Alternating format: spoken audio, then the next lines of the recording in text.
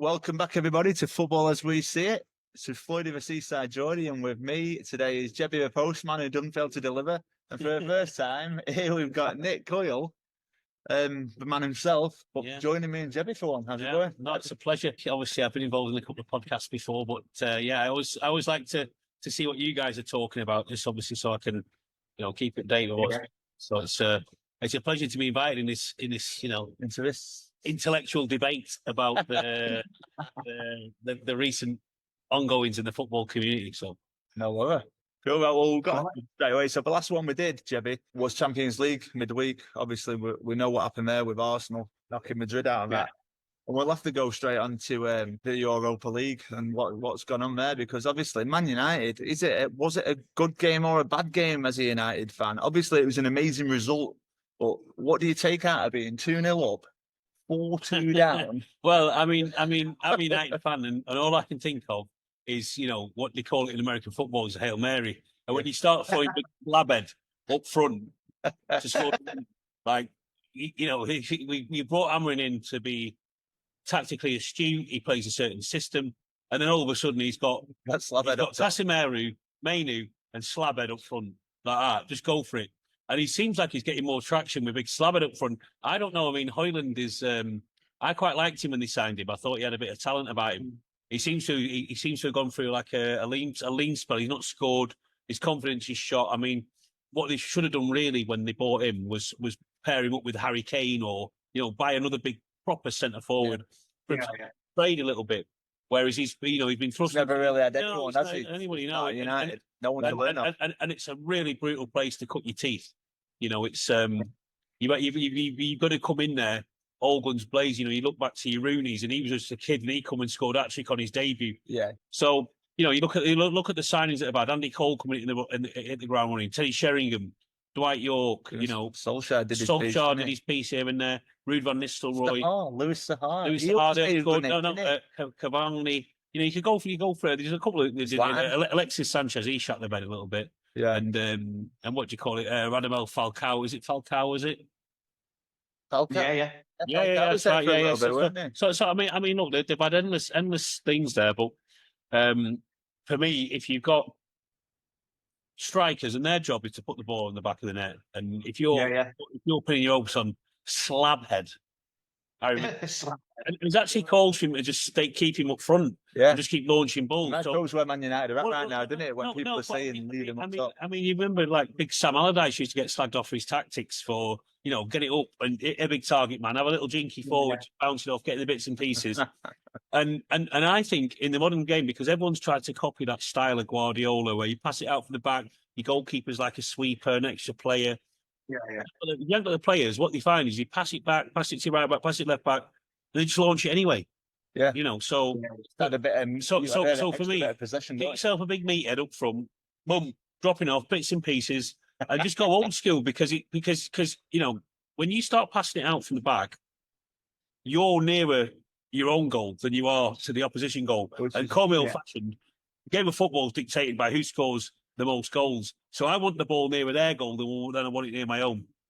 So I would just go for, especially, I mean, it sounds a little bit pathetic, but tactics at this stage, especially in them kind of cup games, you go out the window. You just got to win the game, and I don't know the difference between being tactically astute or where did it all go wrong, where you just think, let's just try and win the game. Yeah, because winning the game will win the game. The ball nearer their goal, you've more chance of scoring it than you are farting about with it in your own box. Yeah. So and they're not good enough at times as well to play out from the back, United, are they? We've seen that this season. No, they just don't have it. They get it, and everyone in the crowd's like, "Oh, just get it up, get it in the field." You just want to have the old school, play it back. And Neville, Beckham, bang, put it in. And I also saw a little thing. It was on the what's the Gary Neville podcast? The Overlap. The Overlap, yeah. And he was saying football is so boring. He said, he noticed that the most players with the most touches are not the flair players. We were talking about this. It was Lewis Dunk and Virgil van Dijk, and you think you don't want them on the ball. You want your real talent on the ball. So it doesn't say a lot for modern football when that's the way it is. It doesn't. And I think this year in particular, especially related to the Premier League, it's been a dull league. You know what I mean? Like, see, Liverpool have won it, and they've won it. You know, they've got one more game. Yeah, they've won it well. They've got one more game, but no one's really challenged them. Every chance every opportunity someone's had to challenge them, they've not really taken it. Yeah. And it just seems that, you know, is this football in this modern era the game of football that we fell in love with? I don't know. I'm not so sure. No, yeah, I agree. You love how it evolves football yourself, don't you, Jeb? You like it, but me and you, this is a common theme of arguments that we have. Like, this isn't football as I saw it at the pod football as we see it. But you know what I mean? When we grew up, it was a completely different game. But like, I loved that tackle the other week, which we had debates about. The one Tarkowski. Oh, I loved it. I know, fair enough, he followed through but it's a good old-fashioned challenge. Yeah, you don't see any of them, and for people to get excited, I know it's fair enough. Like you say, it's a death of football, like, because those challenges used to go in and just and not even warrant a yellow card or anything back in the day. It was just part of the game, and that's part of the game that I used to really, really love and enjoy because it was physical. You know, there was more to it. You had more characters. You know, each team had a leader, an hardman, or an enforcer kind of person. Everyone's a yes man now. And as much as people like seeing goals go in, let me tell you that everyone loves to see someone getting slapped in half. You know what I mean? Like, definitely. You know, rape challenges. I'd love to see a great challenge better than a goal. A bit of aggression, elbows to the face, that kind of stuff. It's a physical sport, but I think that element, the physicality, that part of enjoyment is gone because, you know, I used to love football, and then now I'll watch football a little bit. You know, not like obviously you two are real, you know, intense into the students of what's going on this week. That, you know, watch it all. But I'll sort of skim over the top of it. I'll take an interest in the little bits and pieces. But I think that's quite sad because I honestly used to be as passionate about the game, whether he was playing just anyone. I'd watch anyone play, you know, because I love the game. And I think that maybe the way the modern game has sort of evolved is maybe a little bit detrimental because of the way it's played now, which is, I think, is a fair way to explain it. Yeah, definitely. Yeah, it is. Yeah, good point. Well, what do you think about yourself, Jebby? Like, because I know obviously you say you enjoy the way it is now. I like football in general, though, mate. Anything that's on Sky Sports, I'll watch. So if that's the Bundesliga, Championship, but just to like the physicality, just the physicality side, what is your actual like? How do you feel that? Because obviously you say just that's the way the game is, but do you enjoy it? Do you think like you did growing up, like the days when you grew up watching football, and like I was just saying, man, it was great to watch. Do you actually think it's great to watch now? Yeah. When I was growing up, obviously I used to play like that when I used to play football. I still do now to a certain degree, but you just can't get away with it when VAR are watching now, can you? Do you know what I mean? It's not even that. It's some of the challenges are good challenges and still get pulled for cards. Well, I think the problem with that VAR is that you've got guys that are nothing to do with football. Yeah, I mean, I think I've heard it explained before, and it makes total sense to me. Is, you know, ex-players should be the VAR ex-players. Yeah, you know, because and the other thing as well. I mean, it's probably what was it the other day? I saw a game going on for 115 minutes. Whether it was injury subs, but a lot of it was VAR, you know, waiting. Yeah, when it's 6 minutes to make a decision, and it happened again. I mean, you know, you think about how condensed the fixtures are, but then a normal game of football, you know, it's done 90 minutes, 91 minutes. To get 115, but that's starting to become a normal thing just because of this VAR. And the other thing that really pisses me off, imagine if you're like, let's say you're centre forward for Man United, and you're a goal machine, and you're used to lashing him in, and part of the joy, when you score, it hits the net, you're off. Yeah.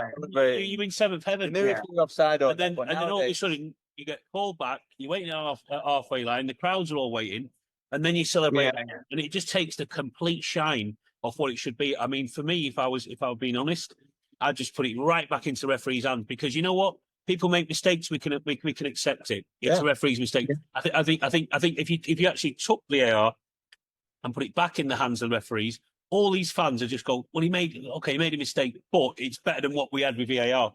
And I think VAR would be useful for is if it's gone over the line. Yeah, well, we do that. Over the goal line. The goal line. What's it got? Forget the offside. The linesman's there for that. Forget We your have automated now. Yeah, We have the automated to assist that. No, but what it's doing is it's killing the game. It's killing the flow of the game. It's killing the enjoyment of the game. It's killing that natural. Oh, it's gone in. The referees give it. It's a goal. Everyone celebrates. Then you go back and you have to celebrate again, or you don't celebrate again. And it's just so robotic, and it's just not. It doesn't have any flow, and I don't like it. So for me, if they went back to the old-fashioned way, because it's one of those situations you don't know what you've got till it's gone. Yeah. Like, we can all live. We're all humans. We make mistakes. Referee fucks up. Okay. Well, he dropped a clanger. This is my next question. Over the line. They make more mistakes. That's what I'm going to say. They make more mistakes. Who messes up more, the refs, Jebby, or VAR? It's a distinct lack of professional knowledge in the game, though, by the VAR. Yeah. Who makes more mistakes, the referees or VAR? Because when we look you look at 4 years of VAR now, and like is it 4 years? Is it 4? Maybe no. It's been about 6. 6? Really? I knew it's COVID. It's about COVID. So 5, yeah.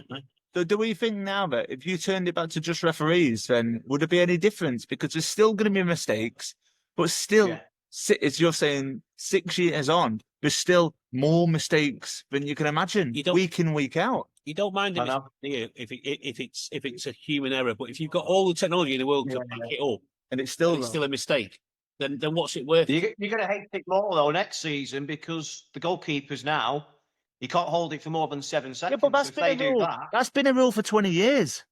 Well, they're bringing it in now by law. Oh, so it's in the book. It's in the law book, but we just don't abide by it. That's one of no, they don't. But they will be clamping on it next season because of the time wasting. So is that officially come out now? So it'll go out for a corner if you for more than 7 seconds. Yeah. I remember actually.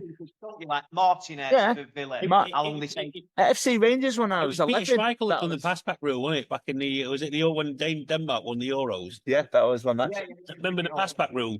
They could pick it up and he was just like wasting time. Yeah. So he was instrumental in that.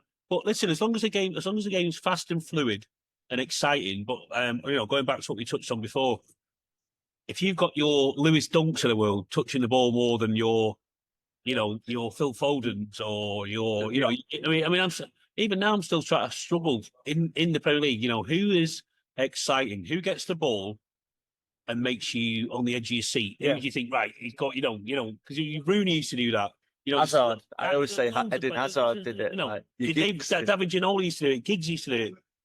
Yeah, there's a lot of crop around there now, is there? No. You've got your iconic, your top men like Salah, but they're 1 in a million. Yeah, and we even say they're elite players. I mean, they're not coming out next season. They're not coming every year. We spoke about Grealish, didn't we? One of the most he excites you, and then what's happened to him? Even play because it's probably Pep. That's why everything's all about tactics. But how did he telling him not to? To lose the ball, is he? Yeah, he's literally sucking the player out of him. Am I right in saying the enjoyment out of him? Am I right in saying, the year they won the treble, Grealish played more games than he'd ever played for Man City? Yeah, and he had a decent season, but it always looks a good season when you win a treble. Do you know what I mean? So you're trying to tell me Jeremy Doku's a better player than Jack Grealish? Well, he's probably more exciting. Why? Is that because he takes it past the defender, then takes it past him again, and then does it again? What about Aston Villa Grealish? He was exciting. He had free reign, didn't he? Yeah, because that's what you want to get to, don't you? You want to get him back when he was used to play for Villa, doing all them. Where do you think that ends up? Where do you think he ends up with that? He goes back. He'll go back. Yeah, Grealish. What, to Villa? Yeah, do you think he will? I don't know. Well, his contract's up soon, isn't it? He's got his treble. He's won the treble. You can't take that off him. Like, if he wants to quit football tomorrow, he's hit the jackpot. He's got more than he's ever got. Yeah, but he will start looking and go, still got a bit to offer. I mean, what was it? The last England tournament, he didn't get selected. Yeah, he didn't get in. Do you know what I mean? But for me, Grealish, it's like one of the best players. You stick him on like 20 minutes to go. He's a guy who can change the game. Get your free kick in the dangerous area or something. Yeah. Well, then you've got Rashford that's played 5 games in Aston Villa and got an England call up again. I know, but then again, you're telling me Jacob Murphy should be getting an England call up, and I think he could at least get. Yeah, because the performances. Who is Jacob Murphy? Right. I don't know. I'm not. Okay, I'm going to put this on Nick now. We've obviously you're independent, impartial. Yeah. So Jacob Murphy's playing well. He's 29 years old. He's playing well for Newcastle this season. Yeah. What position is he? Right wing. He's having the season of his life. To be fair, isn't he, Jebby? I'm not saying anything. What's Gordon then? Is he not a right winger? No, Is he left winger? Is he? So he's having the season of And his Harvey life. Barnes, what's he? He's left. Sammy left winger. Yeah, With loads. But on the right hand side, yeah, he's having the season of his life. And Jebby's like, I think he should be called up to England. Right. I know Dan Byrne from Newcastle, the centre half has, but I think we're lacking centre half. He struggled him though, didn't he? He did all right. I think we're lacking centre halves. Anyway, I don't think that he's having his fingers, isn't he? I don't. There he is. He is. He's got one finger. I'm saying I don't think it should be like he's doing all right this year, but he's never going to get to a tournament, Jacob Murphy, and he's never going to play. So what I'm saying is I don't see him being. I don't think it should be seen as a charity case. How did you see that? No. The England team should be picked on form. Okay, so it should be playing. It should be picked on form because you've got these legacy players like what's that last body, Paulie Jordan Henderson, all that. Just got move like that. Oh, he's a good person to have around the camp. I guarantee he's a better young lad who's chomping at the bit, who'll be a better person around the camp because he's going to take you into the next 3 or 4 tournaments. Having a good person around the camp, if the manager can't instill that being good around, he's not the fucking right manager. You don't need legacy players to come and do these little bits and pieces. What you should do is you come in, you start a clean slate, you start looking at. I mean, the thing that the FA's fucked up with there is giving him a really short contract. So, if you a short contract, he wants the results to reflect his managerial skills. Exactly. Right? If he said, "Here's a 6-year contract, we're going all in with you," he would have gone and picked the young. What's that young Arsenal lad playing and all? Young lads. And gone right, and mixed them, not with plant pots that are coming to the career that are just sideways crabs, right? Just like the next generation who are still young, but nurturing the next ones, like your Bellinghams and all that, and bring them through because is that not where Southgate went wrong though? Southgate went wrong because his tactics were shit. At one he had £1 billion worth of talent on the bench, and we tried to defend a 1-0 lead. Against Italy, that's it. That's the defender. That's his. That's you tactically in a stew. That's you being a shit sort of a shit winner. So that's why we never won, right? If you look about the what's that logic? Who remembers anyone that came? Who remembers the guy who came silver to Jesse Owens in the Munich Olympics? No one ever remembers a silver medalist. So Jebby does. He remembers Arsenal every time he came stuck in second. He loves it. No. But for us as Englishmen, our expectation of is to what win. we should achieve based on the talent we've got. And the golden generation and all. We've had talent. We've got talent now. To get to the semis and the quarters and all this, the World Cup and all this, right? It's no mean feat. But what gets you over the line is a winner's mentality. And fucking Gareth Southgate for Middlesbrough and Aston Villa and Crystal Palace, where he fucking played. Is it going to get you over the line? Look, for me, get yourself a winner. And I don't know if that's Tuchel. Tuchel's... He's got a good credentials, to be fair. But he is fucking German. I know. Right? And if you've got a German in charge of the English national team, like, you've got a spy in the camp. But it's 2025. It's not like that, is it? It is like that. It isn't. Of course it's like that. It's not. You'll never ever see the day you get a fucking English manager managing the German national team. Yeah, because they wouldn't fucking have it. Do you know what? Because they wouldn't have it. Eddie Howe's the first English manager to even pick a trophy up in 15 years. Yeah, but even if we had one that was a decent renegade master, right? We would not. They wouldn't have it because they're not fucking having it because they've got certain deep-rooted morals and we fucking haven't. But a Swede, an Italian, we're not allowed. Now we've got a fucking German. And we're still nowhere near it. So we're still opted out of the Euro. Brexit. No, it's for me. Look, how do you sing that national anthem with any sort of vigor if you're not from the same country? So I think it's a fucking joke because it's desperation and a short-term contract. All he's doing is, if it's a 1.5-year contract, he's just feathering his nest to try and get some results to then go somewhere Real bigger Madrid. Again. Back to Bayern Munich. Oh, we could go anywhere, but if you take an international job, it's a long-term project. It's not a 1.5-year job. No. No. Right, so that's a good debate and good conversation there, but we need to just kind of get back into how Man United did on Thursday night. Big slabhead.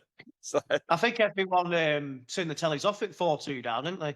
Do you reckon I never watched it, lads. I didn't watch it. I was a little boy, and it's on quite late. Yeah, no, it is. I didn't see it. I woke up in the morning. So you saw it? Did you watch the game, Jebby? I didn't actually. No, I actually turned the telly off at 4-2. Did you? Wow. Do you know what? I bet a lot of people did that. A lot of people left the stadium and stuff like that. But again, coming up, United had just had an iconic win, which has put them into the semi-finals, straight onto the Premier League. We've just lost 1-0 to Wolves with a great free kick, by the way. Yeah, sure. Yeah. Rangers went out, unfortunately, for all the Scottish fans out there. I didn't watch that. Apparently, United dictated the pace against Wolves. They've just got nothing up front. And that's at Old Trafford. It's another loss at Old Trafford. 15 is that now? 15 Machine? 15 games between them in the Premier League. Yeah. That's shocking, isn't it? Yeah. Jamie O'Hara was commentating on the game. He said the game was absolutely dreadful. Not just by Man United, it was just the game in itself. He said, I think Wolves had one shot on target and scored. He said United had nothing. Well, that was a free kick as well, so we had no shots in open play. Apparently now, he said the game was, if you were a ticket holder at Man United, you're watching that every week. It's just absolutely dismal. Debbie, what do you think about United? I mean, obviously me being a United fan from, not by choice, by birthright. My mum and my nan's side of the family from Newton East, so I didn't get to choose. Yeah. So, which is, it was great growing up. We won everything, but obviously penance as a, now I'm, being a Man United fan, but the quality of that team there, how many managers have they had? And he said, it was Ralph Rangnick that said, open heart surgery. And, And how many managers back was that? That's three, is it? Who came after Rangnick? Ollie. Yeah. And then who was after Ollie? Eric Ten Hag. And then him. Yeah. So three managers deep, and they've been saying open heart surgery. And it's the truth because them players are shit. When we look through we did the captains podcast, didn't we? Yeah. And how many captains you had out of the Man United team? Bruce, who knows? There's no leaders there. There's no leaders. And there's that many surplus. If you said to me, who would you keep? And it pains me to say it, Fernandes is the best player, and I fucking can't stand him. Really? I can't stand him. I just don't like his. I don't like his. He's not. Well, maybe because of the captain's. He's not a leader. No, he's not. Well, that's why I think that's what I'm saying. The complaining, but give him the ball, he'll do something. But then he's winning, he's complaining, he's not inspiring anybody. He's got a face like a smacked arse. In fact, his face. He's always done it, though, hasn't he? Yeah, he looks like someone's put his face in a pencil sharpener, doesn't he? You know what I mean? So I know obviously Van Dijk's just signed a new deal at Liverpool, which is probably I think that's a better deal than the Salah deal.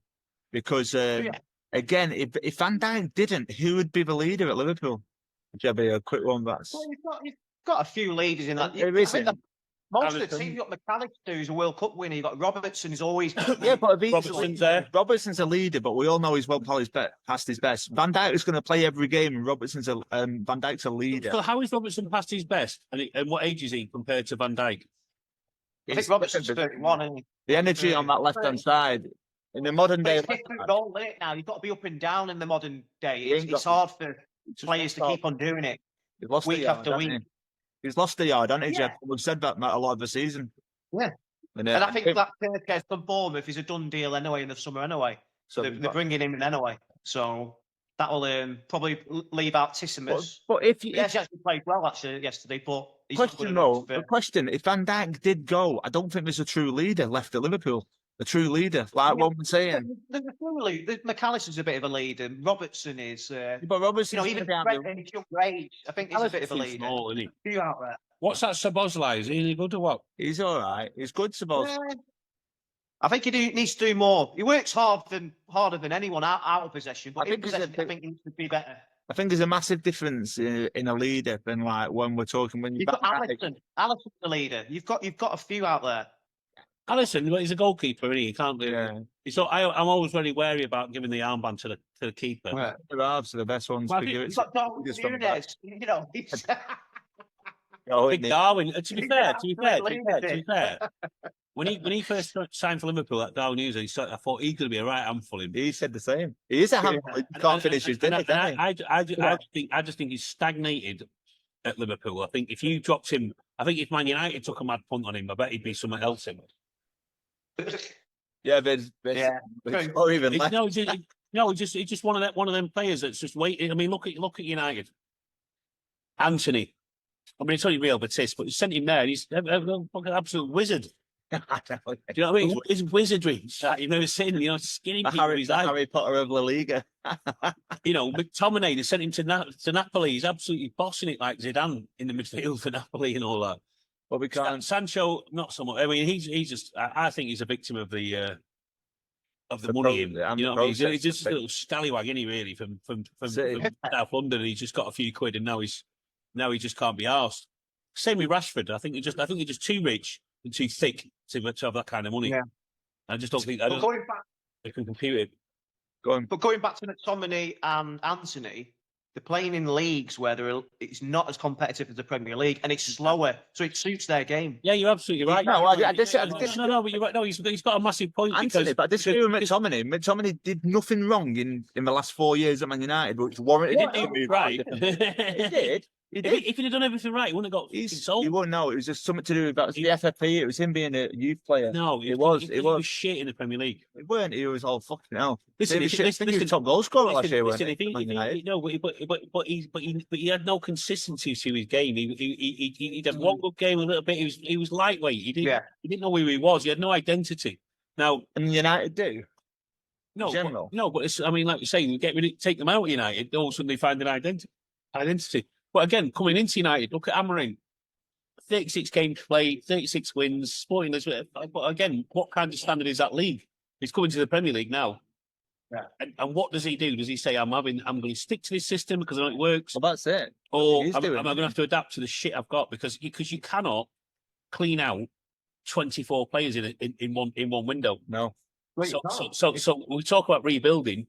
You get rid of 3, bring 3 in. You get rid of 4, bring 4 in. Do you know what I mean? You've got to chip it away in each window. So some of them, and I said this to you, like certain players, Jeff, are squad players who will do the job for another year because United can't get rid of everyone. You stuck between a rock and a hard place. No. Do you know what I mean? I think you're trapped a little bit because of the fact he is, because you can't get rid of him quick enough. He needs about 4 transfer windows. But I think if he don't get results, he's not going to last 4 transfer windows. Is he? But players don't want to sign, do they? They don't want to sign for this. Not anymore. Clubs. No, you're right, Jimmy. The bigger clubs like Cities, your Liverpools, your Arsenals, who are playing Champions League football. I know if United win the Europa League, they'll get in the Champions League. But that's 3 games away. We don't know that, do we? No. But I think you're right, Jimmy. It's like United is not the law it once was. It's not got that. No. Because what good players are seeing, players go there that have got talent, potential. It's like a graveyard for him now. Do you not think as a player, players out there still that think, fuck it, I could be the man that changes Man United? Oh, without a doubt. Because Old Trafford and Man United is Man United. I mean, a lot of kids, especially from, even in the country we're from, we'll see. Yeah. But you look at all these other, kids growing up in all these, the wilds of West Africa or, wherever even like Man United, to play Old Trafford is every kid's dream. And who said it? It was, what's that lad who plays for Bayern Munich called? The one that everyone's after? Musiala. No. The winger. Right back or what? Alphonso Davis, something like that. He said it's every kid's dream to play at Old Trafford. It was in a post the other day. I was watching it. I've seen it, so I observed it. Sorry, but yeah, I mean, you can still pull people in on the strength of that. But when you start, but they're not going to be the top names anymore, are they? In like European football, they're not. Well, that going they're not going to get Alexander Isaac in or people like that, or the top notch, if you know what I mean. Yeah. So United, they're in a bit of a struggle, Man United. They're going to be in the next few years as well. They're in a big struggle, but they've been in struggle for a while. But that Gary Neville interview with Jim Ratcliffe, you're shutting down the canteen, you're doing this, you're taking their money off the thing, and it's like, well, he said, well, the company's going to go bust, and you start hearing that from the guys. But put 2 billion into it. It's starting to look a little bit like the Newcastle situation. They've got more money than soft meat, right? But they can't put it in. You can't. It's like back in the day when Chelsea were Abramovich. But they could do whatever they wanted, though. There's none of this financial play stuff. So you're just basically buying success. And Man City did it early on. And Man City did it as soon as with Robinho. And they built it. It took them years and years. But they built it. But now all of a sudden you're not allowed to. No, you're not allowed to. And that's the biggest crime because obviously, Newcastle have got more. They've got that public investment fund from Saudi. Yeah. More dough than anyone in the whole world. And they talk about having to sell Isaac to get. I know. That's what I say. It's embarrassing. We've got more money than the Premier League. If you put all 19 teams together, we've got more money than them. Those stipulations, I think, are very unfair. I think they're unfair. We're talking about selling our best player, and everyone has a laugh about it. Like, oh yeah, he's going to go to Arsenal. He's going to go to a team that finished second for 3 years in a row, and walk away from the Carabao Cup winners. How dare he? But when you're at a club that could potentially, say they changed FFP next year and Newcastle could buy everyone we wanted, I'm saying you're like, it doesn't say much of a professional if you're going somewhere and just jump in boat because you can't spend money. That's what I'm saying. You're not allowed to spend money. But I think we've got a new top six now. You know, like the old so-called top six that Tottenham and Man United are in it. They're out of it now. It's Villa and Newcastle are in it now. Nah, it's just year on year, isn't it? It's year on year. It is now. I don't think it is. It is this year. Well, this year's been a weird year. Nottingham Forest are going to be finished fourth to bottom, Nick. Fourth to bottom. Who's that? Wow. United could finish Man United. Yeah, but as long as it's not third to bottom, they're all right. Yeah. It's absolutely crazy, though, to think that, couldn't they? They could finish fourth to bottom. So, let's just go on to... Nick's just had to make a breakaway. Let's go on to the Premiership football this week, Jebby. I'll catch up with you on this one quickly. So, it's... That top six, it's the most entertaining we've seen it in a long time, and it's more entertaining than the top two. So, what would you rather see? A top two even closer, or the top 7 as close as it is? Well, I think you want to see competitive all the way to the last game of the season, even without Liverpool and Arsenal. But you're not going to this season, and that's because Arsenal haven't been good enough, and City haven't been good enough. It's a shame. The top 6 is good. It's competitive. It's a shame, isn't it? Because everybody's looking forward more. Like, as a Liverpool fan, like, everybody's fair enough for Liverpool, but everybody's looking forward to like the last 5 games of 2nd, of 3rd to 7th more than Liverpool winning a one game next week. Where Liverpool haven't been amazing this year. They've just been efficient. Yeah, just been efficient. Do you think there'll ever be a year when we see like 3 or 4 teams competing for first place?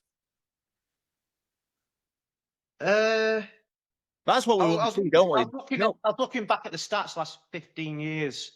I think there's only 4 teams that have hit 90 points, which you pretty much need 90 points now to win a Nowadays, but we're nowhere near this year. We're probably not this year, are we? What are they on? Well, yeah, if Liverpool win 5 games, they finish on 94 points. So Liverpool have done it. City have done it. I think Chelsea did it when Conte won that season, I think on 91 points. And that's it.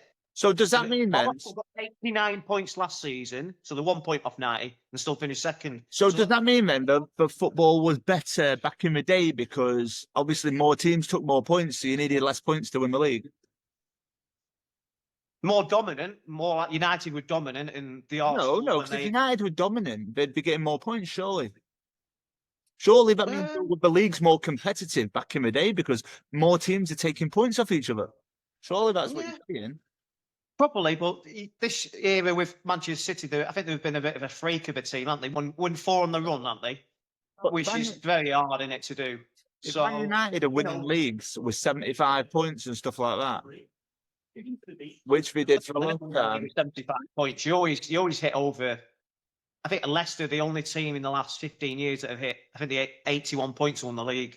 It's normally around about 90 points. So that's what I'm saying for next season. For teams like Villa, Newcastle, it's a massive to get to that 90 points for them sort of teams because there's only 3 teams that have done it in the last 15 years. So it is hard.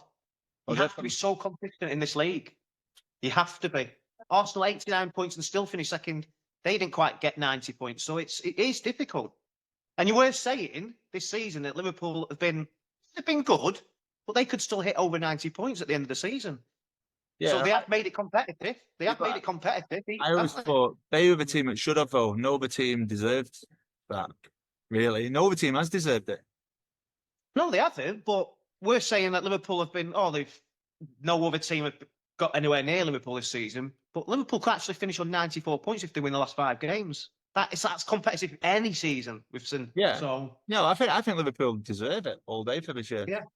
And for me, they're going to get better if they probably 3 or 4 players in the summer away from, even being better next season with Arne Slot stamp on it. So yeah, that's a good thing to sort of consider. Is he's inherited that team. A lot of sagas with regard to who's staying, who's going. Kept a little nucleus that team. Still won the league. So when he puts when he puts his own slot on it, old Slotty. But can he? Do you think he's got the capability of doing it? Absolutely, he's tactically astute. Him. Yeah, but with the players he's got. No, he's going to keep Salah, isn't he? What? But you're talking about did Salah signed again? Did he? Salah and Van Dijk. Trent Alexander, get rid of him because he honestly he is the weak link in the armour there for me. I mean, he's a luxury of a player. He's a luxury. He's a luxury player. He doesn't. When he's good, he's great. When he's like to do his actual job, the fundamentals, he's fucking shit. So. Yeah. Like you say, if you're the best right back in the country, you play for England week in, week out. He's not the first name on the team sheet as a right back for England. He's probably about the 4th. And they tried to experiment with him in midfield, and he was well below average. It didn't work. Because if you're a midfielder, you're a midfielder, and if you're at a tournament, to win something, and you're throwing a right back into midfield. If I was a proper midfielder. You'd be devastated. And he starts sending the right back in the midfield. I'd be smashing everyone's face in. When Grealish especially didn't get taken to the World Cup because Trent was playing in centre midfield. People like weird one that though, isn't it? But yeah. I just think he's a unique right back. He's one of these. We've never seen anyone like him, have we? There's loads like it, really, isn't there? There is loads. Roberto Carlos was a left back and he did the same. Yeah, Mateus was a sweeper. He used to score loads of goals. Yeah. But I just think that Alexander Arnold, if you put him in the right systems, let him go to Madrid and let him do his thing. I mean, look, he's won everything, and that's why I've got no grudge against him. I love him as a player. Yeah. I think he's brilliant at what he does. I think he's awful at defending. Yeah. But I love watching him play as a player. And I always said to Jebby from day one, I personally think he shouldn't even be a right back. He should be higher up the pitch. Like Gareth Bale was a left back at Tottenham. Why is he not higher up? He can score goals. He can score free kicks. He can cross balls. He can. He has a free role though. Yeah, for me, I know his duty as a right back. Yeah. Even when he came on yesterday, he scored the goal in like a left wing position. It'd be even freer. Would it not be even freer if he was like playing as a 10? I don't know. It's hard to go from right back to a number 10. I know he's. What if he plays where Salah played? You telling me he'd be incapable of playing right side of a front three? No, but it's hard to just change from what he's not changing. He's just staying up there. He's not changing. He's just not coming back, which he barely does anyway. I think what he needs, which will probably suit him well in that Spanish league, is that roaming capacity to just part about. Because again, the Premier League is on a different stratosphere for toughness, ferocity, less time on the ball, quicker decision making, getting punished for mistakes. In Spain, look, you've got Barcelona, you've got Real Madrid, you've got Atletico Madrid. Who else have you got fighting about up there? But then Bilbao now. But then you likes of Deportivo and fucking Betis and all that. Villarreal and fucking Las Palmas and all that. You get to do what the fuck he wants against them and still look good. Yeah.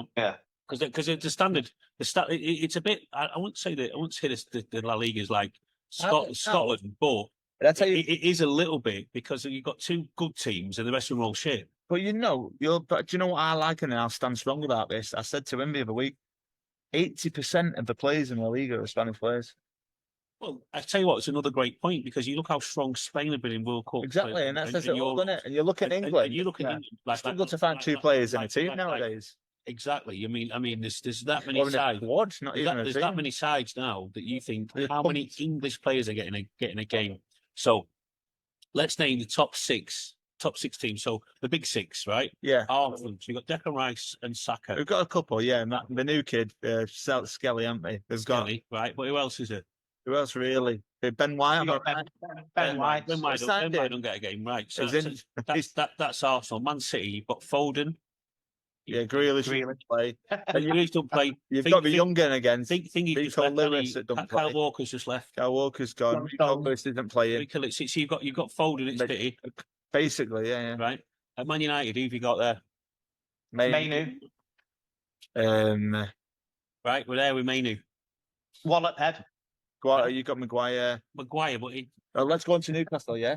Right, no, they're not in the big six. Let me start. No. We'll be out of a minute, but third in the Premier League, mate. No, but they're not in the big six, right? Chelsea. Chelsea, you got Palmer. You got James. You got Reece James. Reece James. What's the centre half called? Colwill. Yeah, Colwill. Colwill. You've also got Madueke, which is like, yeah, he's English. Madueke. He plays right side. He is. He plays in the England squad team, did he? Yeah, he's played a couple of games, hasn't he? He goes, cool. Last couple. Madueke, you're making these fucking things up, you. That was that. I can leave me out with you. Honestly. Right, so then you go to Liverpool. Liverpool have got who? English that makes it. Trent. RV Elliott. No, but who makes it out of being Liverpool team into the England team? Curtis Jones. No, never. He's not starting. You're about Awasaki. I thought we were just talking about English players in the squad. No, we're talking about proper England internationals. So what we're saying, I get what you're saying. About one from each. Liverpool are about to win the Premier League and haven't got a solid England international in the team. Right, they've got Trent, haven't they? Well, yeah, he doesn't play. He doesn't play. He doesn't really play though. He's not first name on the thing. So what? They're not starting 11, are they? This whole discussion about the Spanish. 78% of them are Spanish in La Liga, and so that's why they've got a strong national team. Well, here's one man. How many Spanish players that play in the Spanish international team play in England? Okay, now you got Rodri. There's not many others. Cucurella was playing. Yeah. I just want to see with his skinhead, mate. But he's got a point there. Better player with his skinhead. That's a good point, man, because we're meant to be the best league in the world, but the best team in the world, 90% of the players play in their league, and they're the best team in the world. You've got a couple in German league that play for Spain, haven't you? You've got one that plays, the French league plays for PSG, in the middle of the park. What's his name? Fabian Ruiz. Nunes. No. Fabian Ruiz plays for PSG. He's is he Spanish? Isn't it? Yeah. Yeah, so a lot of them all play the same in their own league, basically, and that's like you say. I think the one of the main driving forces behind England being successful are our players playing in the top league, playing in other top leagues. But then you've got Portugal, a lot of them playing the Prem. Yeah. Bernardo Silva, your Netos, your Fernandezes. I wonder if that's down to mentality, because I suppose if they think, they want to play abroad, a lot of Brazilians don't play in Brazil, do they? The best Brazilians. A lot play in Spain. Spain and all that. And Premier League, though. There's a lot in the Premier League. But not predominantly, though. That's only recent, isn't it? Not that many Brazilian first teamers have really played in the Premier League. No, they've got Alisson, Edison, Bruno, Ramirez, Joe Linton if he gets in. Chunya for Wolves. What's he up for Arsenal when he's fit? Martinelli. No. Gabriel was centre half. Yeah, Martinelli. And then the other key's up front. Who's everyone's Gabriel Jesus Christ. I've said this to Jebby before. I think it's a World Premier League now. It's not really the English Premier League anymore. But so we'll probably get back onto the scores very soon. But Nick, I think that's us done with you at the moment. And an absolute pleasure. And it's a real pleasure to do a joint podcast with the legend himself, the postman that always delivers. I love that line. I love it. Great. Cheers, Nicholas Coyle. No problem. It's my pleasure. Listen, hey, feel free to invite me back anytime you want, lad. Yeah, no bother. Sorted, Nick. Right, cheers. Thanks very much. Cheers, mate. See you later. See you, buddy. Cool. So we'll go back onto the Premier League then now, and what a weekend of football! Like Chelsea, that was a mad late result, weren't it? Really? What do you think of that? Yeah. Great goal by Neto as well. What's as it stands now, so the top five, the top two, Liverpool and Arsenal, Newcastle, Man City and Villa. no, Villa are seventh. Forest. Villa are seventh. That's mad, isn't it? Villa have won 5 on the bounce and they're seventh in the league. Wow. It's hotting up, innit? So Chelsea are in 5th place now on 57 points. Is Newcastle 59, Man City 58, Chelsea 57. Nottingham Forest 7, Aston Villa 57.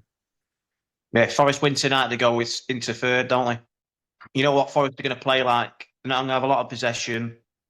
They're going to frustrate Tottenham, and then they're going to hit him on the counter. We are, I but think we it just could lost. tonight. It could do, but we just lost 2 or 3 on the bounce. Yeah, they have, but it's just we're talking about Nottingham Forest here. We're not talking about. Yeah, exactly. But come on, at the start of the season, if we said we were talking about Nottingham Forest, we wouldn't be talking like this either. So it's football, isn't it? It's football. If we spoke at the beginning of the season after seeing how Angers Tottenham played last year, this has got the chance to be like a really good game tonight, I'd say. Oh yeah, yeah. We're only talking on the fact of how poor. You just don't know what Tottenham are going to play like. You just don't. They could blow Forest away tonight, but then you could see the Tottenham where they're so inconsistent. At least Forest have been consistent, and you know how they're going to play. Yeah. So that's why I favour them tonight, just because I know they're very hard to break down as well, aren't they? Yeah. Newcastle against Aston Villa. Yeah. Some result that, and obviously 4-1 seemed glamorous, 2 own goals, and an amazing strike by Onana. Yeah, that was somewhere there. They were more hungry from the get go, and I love watching Aston Villa play. I didn't like obviously seeing Newcastle lose, but Villa just really. Aston Villa did what to Newcastle what Newcastle have been doing to teams. Yeah. Since the cup. Well, they're both teams that's very similar in the way they play, aren't they? Villa and Newcastle, that high energy, aren't they, and get around the pitch. And they had a bit more energy than Newcastle and took the chances more, didn't they? So I think they took the chances more because Newcastle did have opportunities. Yeah. And it was just so unlucky. Again, that ball for Barnes that went in, it was a great header by Shah. But that first goal, I mean, that was a sucker punch. That should have never gone in. I mean, I know it got obviously credited to Watkins, but it's never a goal. Yeah. It's never a striker's goal, that is it. Obviously, you claim anything, but I know we give it as his goal, but that's more. If they hit it on target, if you hit it on target, then it was counted as a goal. I know what you mean. It was more than an own goal than the other one. But I know what you mean. But I class it as 2 own goals in my head because it wouldn't have been a goal if the defender was there. It would have been a standard save by Pope. So yeah, sometimes you just need a bit of luck, don't you, in football? And they got that, didn't they? Being at Villa Park, I mean, we played an absolute blinder, didn't we? Which we spoke about in the Champions League. But Villa have got Man City next week. What are we thinking about that? Well, it's tomorrow night, isn't it? Villa City. It is, geez. So by the time this goes out, the game will have played. What we're thinking? What are you thinking now, man, in your head? I'm hoping like a 2-2 draw. Goals galore. In my head, I'm saying 2-2. And I think also I want it to be a draw. It could go either way, couldn't it? It's hard to call, really. Villa, I don't think they've got a very good record at City, have they? So you have to favour City, don't you? They will cause all sorts of problems on the counter, won't they? 100%. Definitely, I see that. I don't know. It's hard. Probably it could be a draw. Yeah, in my head, I want it to be, and I think it'll be. So it's a bit of both there. I want it to be a draw, and I think it'll be. The result that for Newcastle and Chelsea, if it was definitely. A draw. And Newcastle, obviously, this weekend. We've got Ipswich Town, aren't you? Ipswich Town at home, which is a big one. Ipswich have still got a bit to offer, and even though we're down, I wouldn't ever call it an easy game. What about yourself? Oh, and there's no easy game in the Premier League, is there? They're not actually officially down yet, are they? They're 15 points behind with 15 points available. So pretty much they are down, but it's not been official yet. If West Ham don't get one more point this season. Yeah, and Ipswich have to win all 5 games, but yeah, that's obviously very unlikely, isn't it? So yeah, so they're down. Yeah. And going on to the other fixtures. Bournemouth had a 1-0 win, didn't they? Yeah, against Fulham. Yeah. That's back-to-back defeats for Fulham now, isn't it? What do you reckon to that? It's like Fulham kind of were over. Fulham, Bournemouth, and Brentford were kind of, everybody was thinking somebody was going to break, weren't they? Break the top, but we've kind of fallen back into where I think we all predict them to be in the league.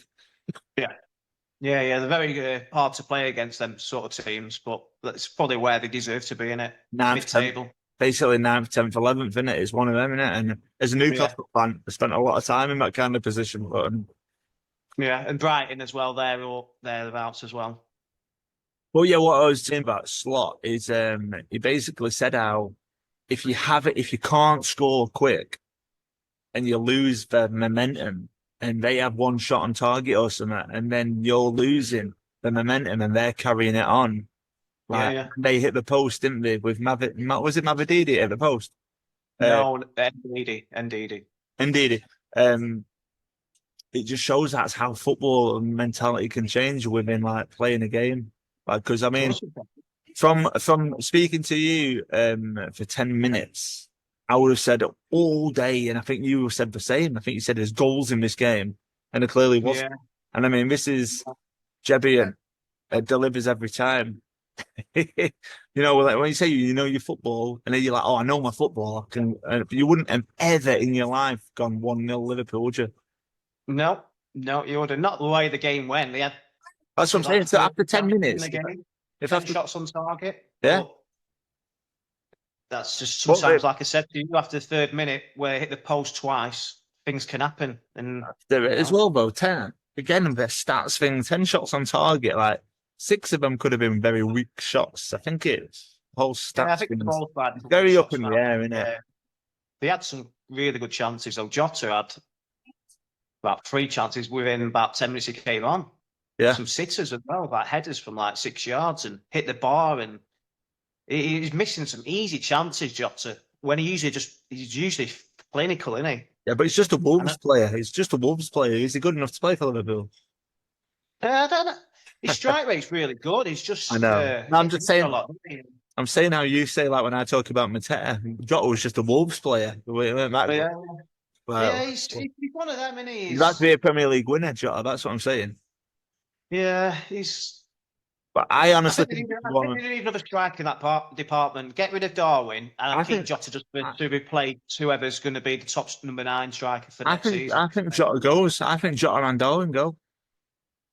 Yeah, they'd have to bring a couple of players in, though. Because obviously Jota's getting older himself, and I think he wants to stop playing first-team football before he retires. Yeah, they need a bit of strength and depth in them.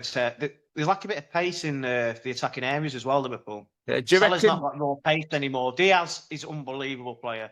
He dives around a lot, I get that. But he just gives everything for the cause. There was a lot of talk about him going, weren't there? There was a lot of talk about him leaving this season. I wouldn't like him to go because he gives you everything, and he's got a little bit of everything, hasn't he, about him? You only Gakpo, don't you? Gakpo, I like Gakpo down the centre. I know you like him off the left. Mm-hmm. So it's like if you did get rid of Jota and Darwin, then you've still got Gakpo potentially down the middle, and add one extra number 9 like Callum Wilson. Yeah. Then obviously you've got Salah and Elliot on the right. But obviously Elliot's been it's been spoke about, and Newcastle could potentially, and we know that how Eddie likes the English players. Yeah. I don't know. There's no doubt about it. They need some pace in the attacking areas, Liverpool. They lack a little bit of pace for me. What? Where? Salah and Diaz? Yeah, they're quick and they're nippy and they're good, but, they're not getting any younger, are they? But we know that, but you just give him a 2-year deal, knowing he's getting... No, I'm not because of his pace, is it? But I think they need an attacking player who's got, like, lots and lots of pace. Who? In what position? What do you mean, in what position? I don't know, really. Maybe... Central midfield are good. They've got Gravenberch, who's really good. McAllister's unbelievable. But then that next position, it's either Curtis Jones or Szoboszlai. Yes, I like Szoboszlai out. You've got 4 midfielders there, haven't you? Jones, Szoboszlai. I think he can work on his game. Curtis Jones is very good at carrying the ball, but he don't get enough assists and goals. I think you could get another player in there, maybe a top midfielder who's got bit of a brain as well. I don't know, maybe Javi Simmons for, is it Leipzig he plays for? Someone like that who've been mentioned. Just someone who can open the door a little bit. I think they're missing. I know McAllister's very good at that, but I think we can get another player in there. They play like a two, like a Gravenberch and a McAllister, and then they play like a four, don't they? So it's like 3 across and then 1 behind. So it's like sometimes 2 number 10s. They played with 2 like number 10s yesterday. So just because no one's good enough to be a number 9. Yeah, well, that's what I mean. They didn't start Jota. They played Sabolsky and So, mate, basically... Yeah. Well, what about Kevin De Bruyne at 33 years old? I always see him as playing a little wider, though, and more central. Will that be a punt, though? No. For a year, maybe 2 years? I don't know. Not for Liverpool. Stuff like that. But... Not for Liverpool when you've already got Salah and then putting De Bruyne at the same age. But he's very good mates with Van Dijk. He's very good mates with Van Dijk. I know he's made out of paper mache. Yeah, he's still got a lot to give, though. I think. I think he has, but I don't think. Do you know who I do think would be a good signing for anybody? Because he's been weak this year, but I think he's a good player still. Bernardo Silva. Yeah. Well, he's getting on a bit though as well, isn't he? He's not. He's not really. Not about 30. I think he's 30. If that's getting on, and you're telling me that Salah's not getting on, then we're in different realms, aren't we? Yeah, but Salah's a freak, isn't he? It's the way he looks after himself. It's not just he looks after himself. He's 30 years old. He's 31 in August, Bernardo Silva. We'll talk about everybody says the modern day footballer is fit and stuff like that, but now you're telling me that Bernardo Silva's too old at 30. Well, he's been a good pro, hasn't he? He's been a really good pro, Bernardo. And his contract's not run out yet. Not a lot of this season he's played wide of the top 3 for Man City. He has played there, but he plays in midfield a lot as well, though, with Kovacic and whoever he plays in there with him. So does that just show how good Paul Scholes was then, going into retirement and coming back out and playing in that squad, if you think he's 30 and he's not good enough anymore? Yeah, he's got a great brain though, hasn't he? Paul Scholes, he's an amazing player. I think Bernardo Silva's a great player. Yeah, I think he's a good player. I think you're being a bit harsh to him there. I'd say he scored between 50 and 70 goals, Bernardo Silva. Oh, now you're changing it. So now he's not scored more than 50, now he's scored between 50 and 70. This is typical Chevy, that I'll have two shots at the answer. I'm going to see how many games with Man City.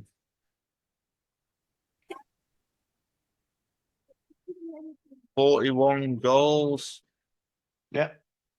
Yeah. So So you want me to edit that bit out where you ended up bottling your decision saying between 50 and 70? Well, that's what I mean. You put him under pressure. That's why it was an honest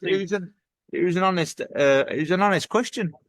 And that's what I exactly said. He's a good professional, good player. Yeah. You know what you're going to get from him. So he's played for Man City for 7 years on and off and scored 41 goals. Yeah. He's a good professional. I've personally thought he played higher up than that. He has played in that right position, but predominantly he's a midfield 3. Yeah. But you see him a bit. He has a little bit of a free role, doesn't he, everywhere? Because he gets to players all the time. He never stops running. He's a good professional. You want him in the dressing room because you know what you're going to get from him. Yeah, but again, this year he's been weak. I would have said that about Gundogan after last year, but he's kind of dropped off massively, hasn't he? Well, he's not the same player that we sold when... He's not the same player at left when he won the league against Aston Villa that day. No, he isn't, no. Like I said, he's getting older again. He must be in his 32, 33. Yeah, but you've seen how fit he keeps himself, and he still can't do it. He's one of the fittest guys I've ever seen, Gundogan. He's immaculate. His body's insane. That's all you ever say about Salah. Well, yeah.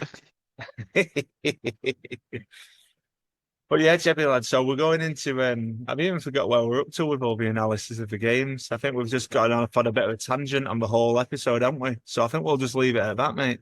And yeah. So it's been Everton, last one before we go. City got a good win against Everton. 2-0 on. Everton held on. I spoke to Neil about this. Everton held on quite late, so late on. And O'Reilly, who I know we spoke about in the last episode, because I brought him up, scored again. And I put Rico Lewis in instead of him in my FPL because I thought O'Reilly was a defender, but he's a midfielder in it. All right. Because obviously I said to you he's a midfielder, and you were like, no, he's a defender. And he's not a defender on FPL. All right. Because he's he played at left back and he's played in midfield this season. Yeah, because he's actually a midfielder. But we all know that Salah's not a midfielder as well. But he seems to be in FPL every single season. But he's a winger, isn't he? He's not a winger, he's a forward. He classes himself as a winger. If you say to him, what's my position? He says he's a winger.